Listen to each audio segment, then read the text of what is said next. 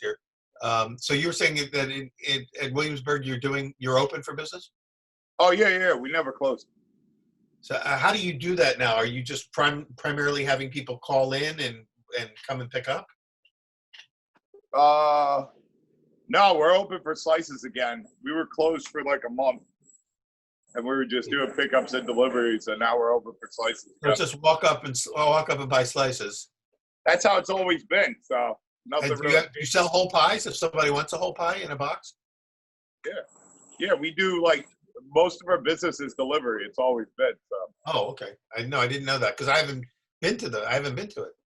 Yeah, I don't spend a lot of time there because now we have like a COO, we got GMs at every place, like we got 6 places. So That's amazing, so now we're in the story for those who are just joining us and didn't see episode 1 of our conversation with Nino and Shaylin. Nino was giving us sort of the backstory of growing up in Brooklyn and New Jersey and getting in trouble and in and out of trouble, and pizza is sort of like his lifeline to a pathway. And now fast forward a few years, he's got at least 6 restaurants and all sorts of other things, competitions. So let's go back a little bit. When did you actually start opening your own places? so yeah, I opened my first place when I was 23 years old, in Marine Park, Brooklyn, which is just east of Gravesend. It's real deep. It's like an old Italian Irish neighborhood. Yeah. Yeah, and then it was me and this guy Benazio, who I was, he was a crazy guy. We pretty much opened and he took off to Italy. I had like a baby on the way, and it just left me like this 23-year-old like to run this thing, and he hands it off. Yeah, I learned a lot. I bet you were kind of thrown in the deep end. Huh? You were thrown in the deep end. Yeah. You're 23 years old. You think you're ready for something like that, but it grows you. It grows you quick. Yeah. You don't have like an opportunity. Yeah, basically what happened is after I started working at some places, after I got on the US pizza team, I just started picking up every book I could get my hands on. I started, and not only, not pizza books, because there really weren't any pizza books. There were, if you went to the store, there were pizza books, but it was like, hey, throw 3 ounces of this pack of yeast, and it was like it was for like the home cook. Like Exactly. there wasn't like professional books for pizza, really. Yeah, there was no until recently no real course of study for people that wanted to get into it professionally. Yeah, that's all very new.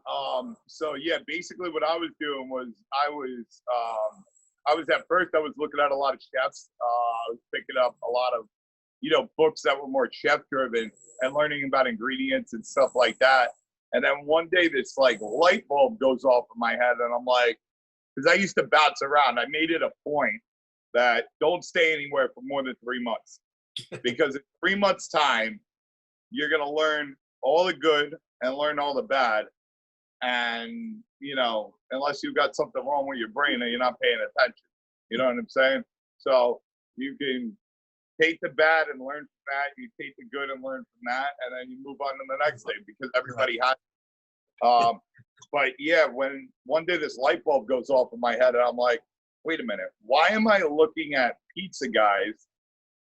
Why aren't I looking at? Because none of them really had like a course of study, like you said, even in the restaurants. Like no one I ever met in Brooklyn knew why they were putting the salt, why they were putting, like they had no idea. It was just like, hey, you take this cup and you fill it up with salt. You take this cup again and you fill it up with sugar. And then you mix it all up for 8 minutes. That was it. There was no rhyme or reason to it. So I think I picked up a few of your books, and then I picked up Tartine by Chad Robinson. And the Wild East starter culture and all that stuff, and I was just like enamored by it. And I started going down a black hole on the internet when the internet was the internet, when it wasn't like you type in something and a million ads and like, Right.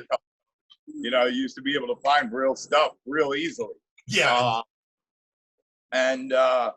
Yeah, man. And then, I mean, I think that's what put me ahead of the game, because at that time, even at Expo, nobody was looking at that stuff. Even That's within right. the community, like it was very, very rare to meet somebody who even had like an idea about that, like from in a competition world or Yeah. New York. So Yeah, there was a real switch. It only happened, you know, a few years back, where the pizza guys and the artisan bread baker world kind of came together, and everyone started learning from each other.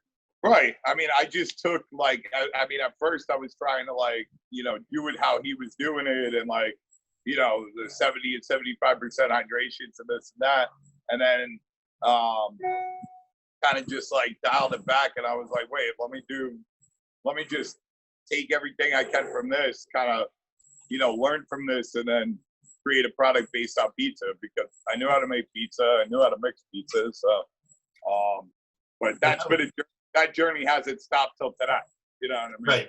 It never will. You know, and with all the folks we've talked to, from John Arena, who's been doing it for 55 years, to Brian Spangler, who's been doing it for about 25 years, to, you know, to people, and you've been doing it really, you know, most of your life, but you're still young. You're in that generation that's sort of going to carry the ball to the next generation. But the one thing that everyone says is it's a never ending learning process, and they like it. They like that part of it because it never gets boring. Yeah, no, 100%. It's no, it's been an amazing thing, and you know, like, I mean, this shit saved my life, and it's Yeah. and That's kind of cool. So suddenly you've got, now you're 23, you're running your own restaurant now. You're running a pizzeria, and yeah, then how did it then evolve into you connect? You sounds like what happened. You started to connect the dots. The light went off, and you started to find your own voice within this pizza world, and create your own approach, your own thing. right. Oh yeah, so you know, yeah, after I read the books and I started doing that, like kind of right in the middle of that, me and my partner Aaron from Williamsburg Pizza hooked up off of a Craigslist ad, where he basically put out an ad looking for a like a pizzeria manager, and I was rarely on Craigslist, so it was like, you know, if I had been a week late to go on Craigslist, or he had been a week early, like it never would have happened. So Yeah. just by that time I had been on TV a bunch of times. I'd been on, you know, all kinds of stuff. You know, I've been New York Times video, whatever. So I just wrote simply back, "Hi, my name's Nino Coniglio. Google it." And he did, and we hooked up. And I originally came on as a consultant. Basically, Aaron had been living above this Chinese food restaurant for the whole time he had been in New York. I think it was about like 11 years at that point. And the landlords didn't want to renew the lease because they were like illegally dumping oil all over the place. And the landlords were getting the fines, and they didn't want to deal with it anymore. Yeah. So Aaron thought it'd be a great idea to open a pizzeria. So he had his buddy Dan, who supposedly managed a bunch of pizzerias. We soon found out, like after we got the ovens in and everything, that this guy couldn't even make a pie without putting a hole in it. So I ended up becoming the partner, and then yeah, and then we've Together you guys have grown. And yeah, we got 6 locations now, so I can't. Are they under different names, or are they all under the Williamsburg Pizza umbrella? Everything's Williamsburg Pizza except for the one in Crown Heights, which is called Brooklyn Pizza Group. Okay. And then, and Shailene, we got to get you in the conversation. How did you two guys get together? I'm just a sidekick. I like being the sidekick and just, you know, smiling on the side. Less effort. We met at the Pizza Expo, which I happened to be managing a pizzeria in LA at the time called Pizza Mista, and drove over there, met this wild one. didn't really like him at first, but Ah, the perfect start, right? You have to start with like this before you can go like yes, this. and very much so. I was like, what? I'm very chill. I'm from California, Southern California. He's very Brooklyn, in your face kind of thing, and definitely approached me in that way. I think he insulted my hair or something.